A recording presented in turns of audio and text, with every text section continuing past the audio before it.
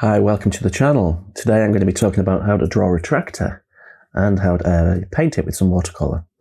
Now this is quite an old drawing of mine. Well, it's probably about 6 months old and I can't find the reference image unfortunately, so forgive me for not providing that. But I'm going to talk you through the process stage by stage and you're going to see how we get to the sort of end result. So as you can see here, I'm really sketching this out with a pen. You know, I could go in and I could put some pencil lines in, but I think often with urban sketching or just sketching of anything really, there's like a style element. You know, I quite like a scruffy sketch, and if you combine a scruffy sketch with a loose watercolour, you can get some lovely expressive results. I'm always telling any of my students just to loosen up, you know. And it's partly because it's an aesthetic that I like, selfishly, but it's also the idea of it stops you being too precious. Sketching with a pen in this way, a lot of people have commented about my videos that, you know, how can you just go in with a pen like this and not worry about mistakes? Well, there is always mistakes, you know, there is always inaccuracies. But the point is that, you know, they become part of the image. And from a sort of psychological point of view, if you accept that from the beginning, you accept the fact that there is no pressure to get it right on that line or that line, it can actually really improve your enjoyment, which ultimately means you do more sketching, which means you get better. So there's like a really big trade-off there. So what I'm doing here is I'm sort of feeling my way around the picture. I'm looking at proportions.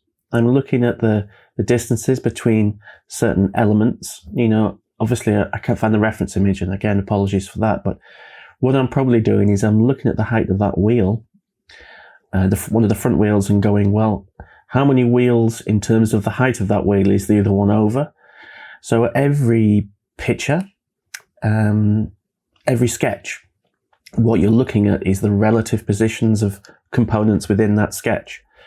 So say, for example, I can look at this sketch here and say it's roughly, the front wheels are roughly as far apart as that bonnet is tall, you know, the hood, as you Americans would call it. It's roughly a square at the front, if that makes sense.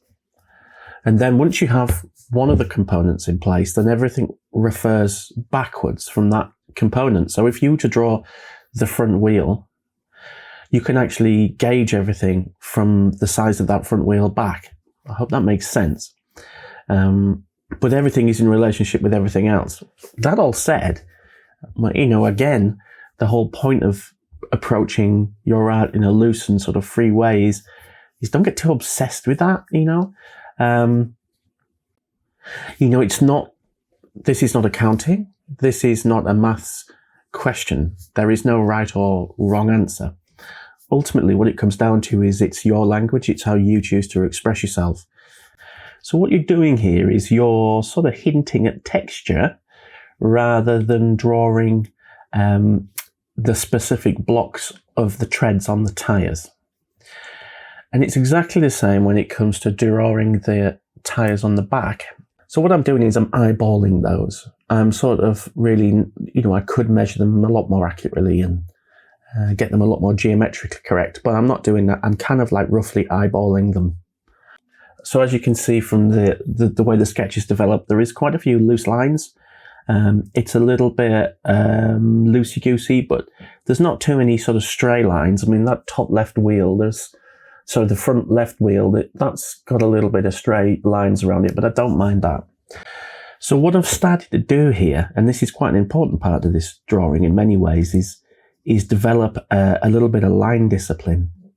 So I'm looking at which lines I want to develop, and which lines I want to leave as they are. Now, the reason why you do that, and I've covered this in various tutorials, is that you want a solid shape to have a solid outline. So if you look at that back wheel, that's an entity in its own right, so that's got a solid line around it.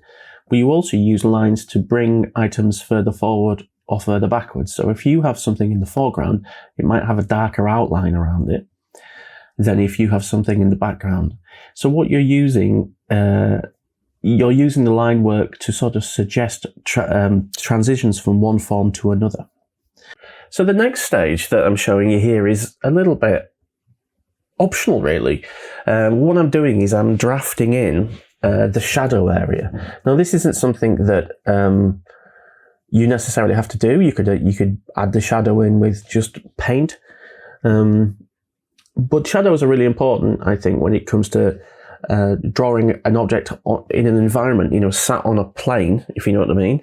If you're drawing an object flying around the room, or an airplane flying through the air, it doesn't have to have a shadow because there's nothing around it. But shadows are really important because they ground objects onto the floor. So they also help communicate shape and form, and things like, the height from the ground. And so I've drawn this shadow in, and I've decided quite impulsively to go for a crosshatch method to put the shadow detail in. I think at this stage, I'm not really 100% sure how I'm going to colour this, whether I'm going to do it in like a tone or a tint, or whether I'm going to go full watercolour, or I'll just leave it as a line sketch. So what I've started to do is add some value, just because I enjoy cross-hatching. I'm a bit weird like that. So it's often those decisions that will lead you down certain routes when it comes to completing drawings as well. So rather than literally watching me crosshatch for 5 minutes, I'll go forward a little bit. So because I've been busy crosshatching, I think I've kind of automatically just gone, I'll put some on the tire as well. Again, you don't have to do this. You could do this with watercolour. But seeing as you've gone to the trouble of drawing those grips, you've not drawn necessarily them completely in 3D, if you know what I mean. You can't really get any sense of their depth, those treads. But again, I'm actually using cross-hatching here to add some values. And I think what's quite nice for me is before you put the paint on, if you can squint your eyes, and do squint your eyes at your own artwork, it's a really useful little tip. You get a sense of values even before you've got any paint down. Sometimes it does actually make it easier to visualize where the light and dark areas are.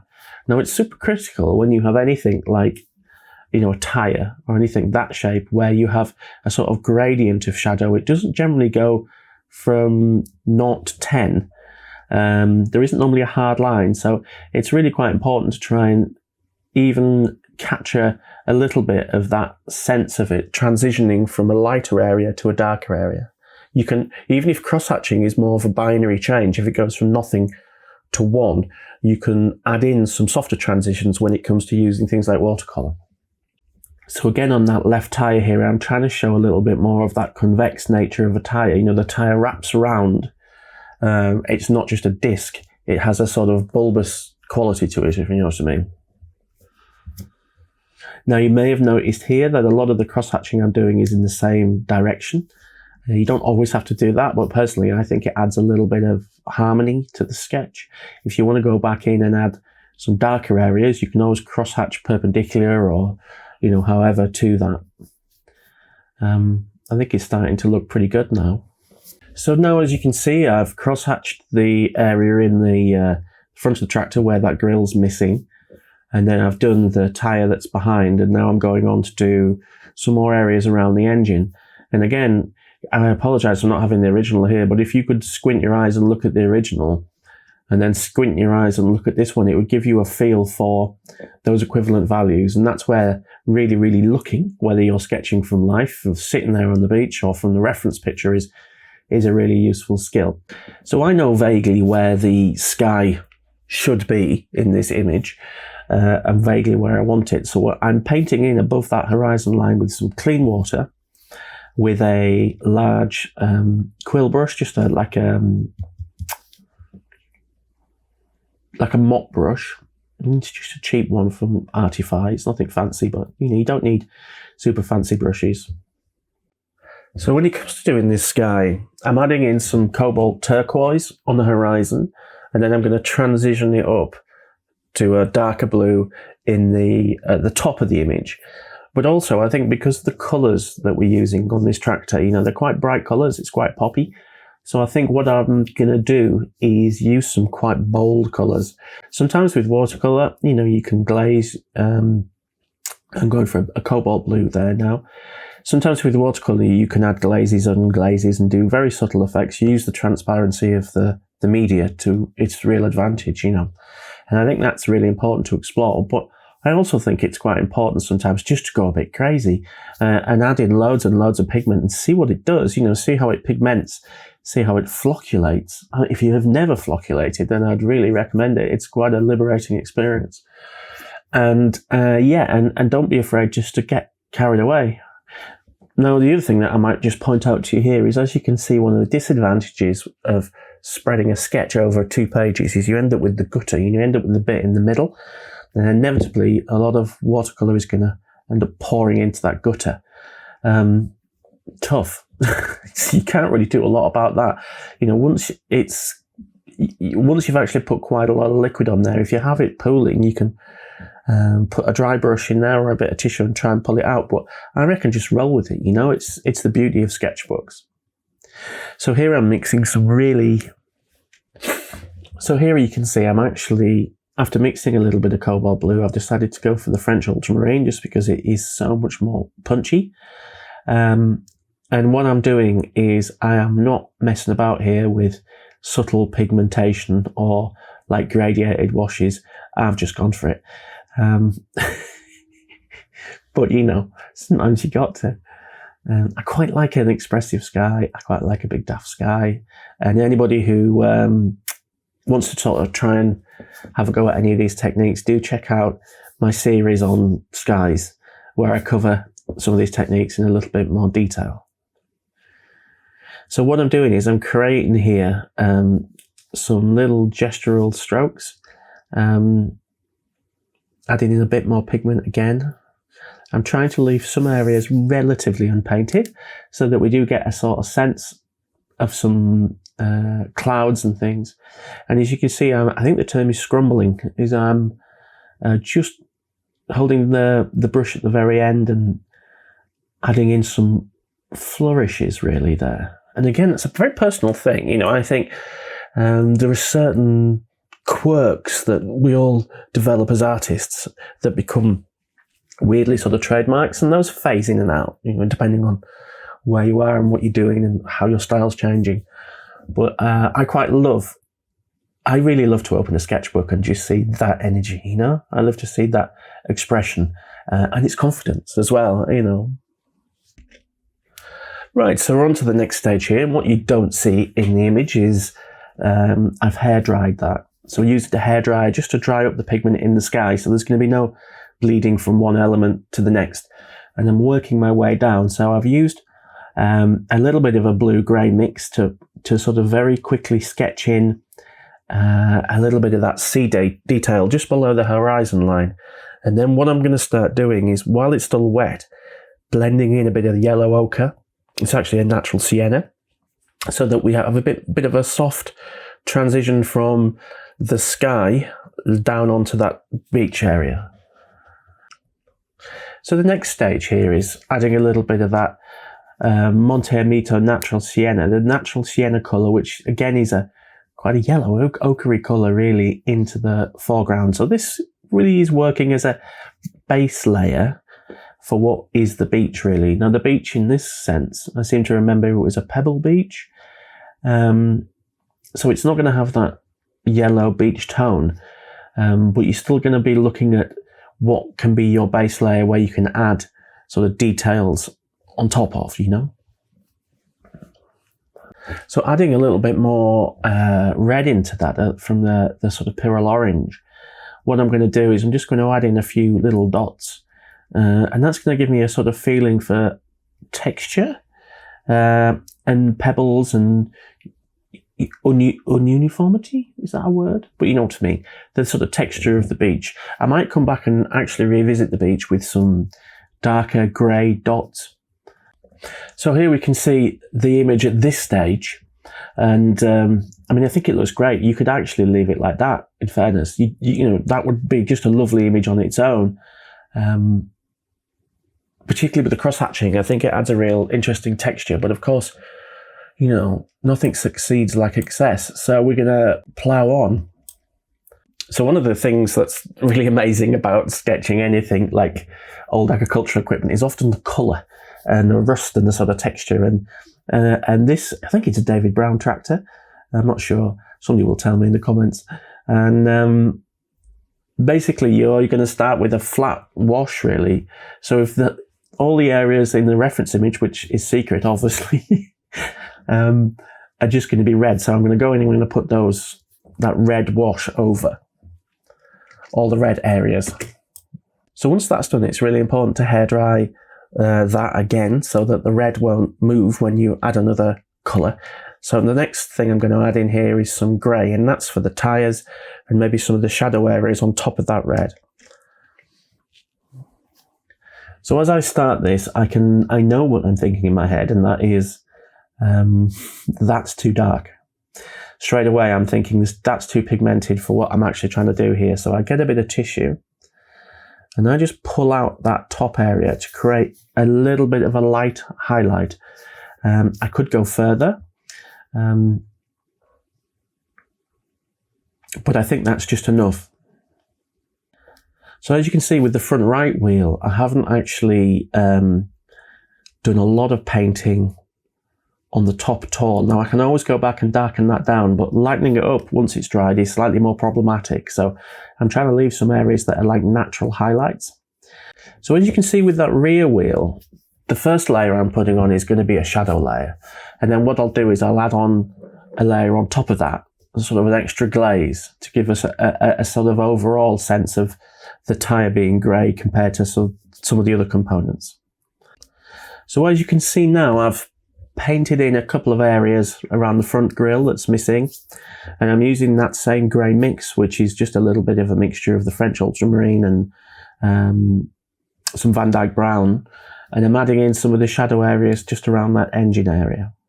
So as you can see, once I add the dark area over the roller bar, you know, over the top of the driver, you can see why I wasn't that bothered about there being some blue in the mix there. It doesn't really make a great deal of difference, to be honest with you. So for that front left wheel, what I've done is I've gone over that again, and I'm going to pull a little bit of that out. And I just want to explain why I did that. If you notice that the wheel on the right isn't in shadow, but the wheel on the left is in actually full shadow apart from the top. So it's just that bit on the top that is catching the light. The rest of it is actually in full shadow. So again, it's exactly the same with that back wheel. The whole of it is in full shadow. It's completely under the vehicle. So that is really, really quite dark. So as you can see here on the back wheel, I've made a decision to actually paint in a lot more of that area there. Probably after looking at the reference image and thinking you don't actually need to see all those treads as it gets further down. And then adding that little bit of shadow just in the top of the wheel there to show the sort of concave nature of that tyre. And then we're going to add in a few details on the trailer. Obviously the trailer, as I said before, doesn't necessarily need a lot of contrast and things in it because it's just that further back. It's not really the hero of this image.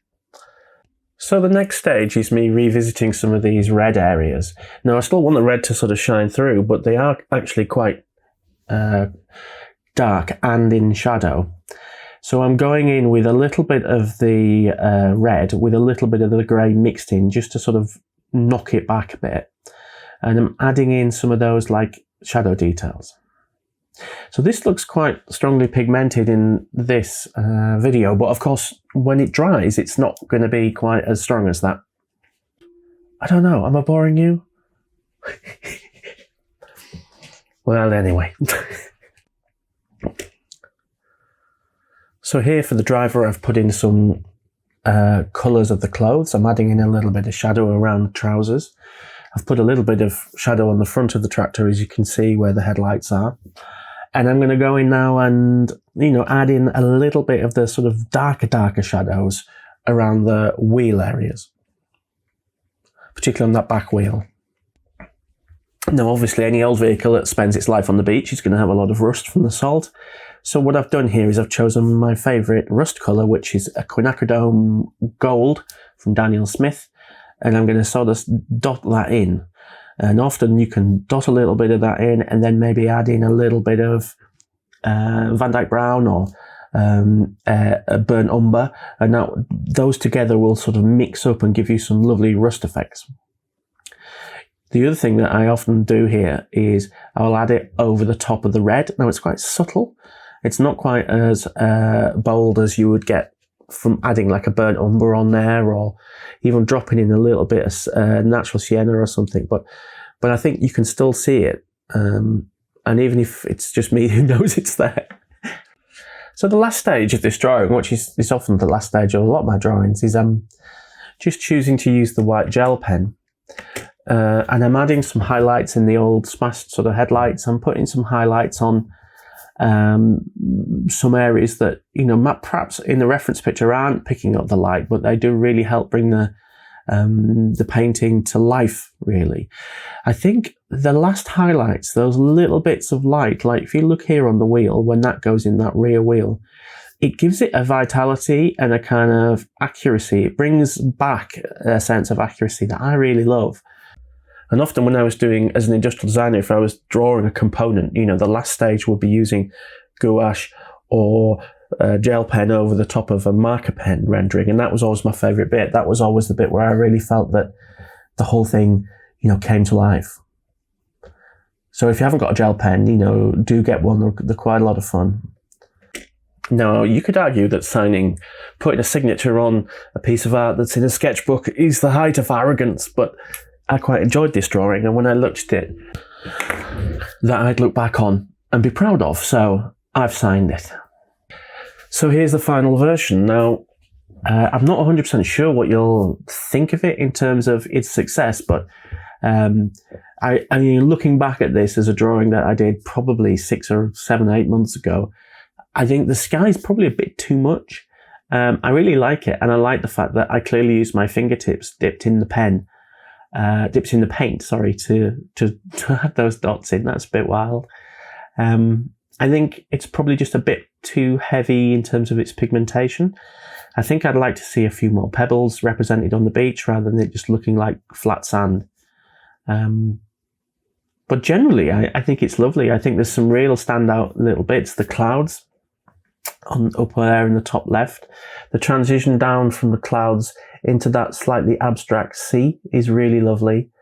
I think that I'm not a big fan of the cross-hatching in the shadow, but I think some of the character of it is really nice. The sort of headlights work well.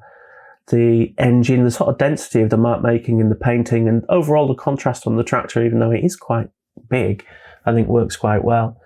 I'm not a big fan of the trailer. I don't know, it just looks a bit like an afterthought.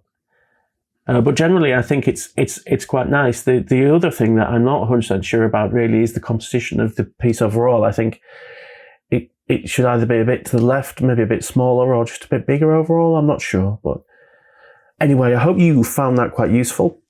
I think sometimes, from my point of view, it's good to show you a longer version of the process almost.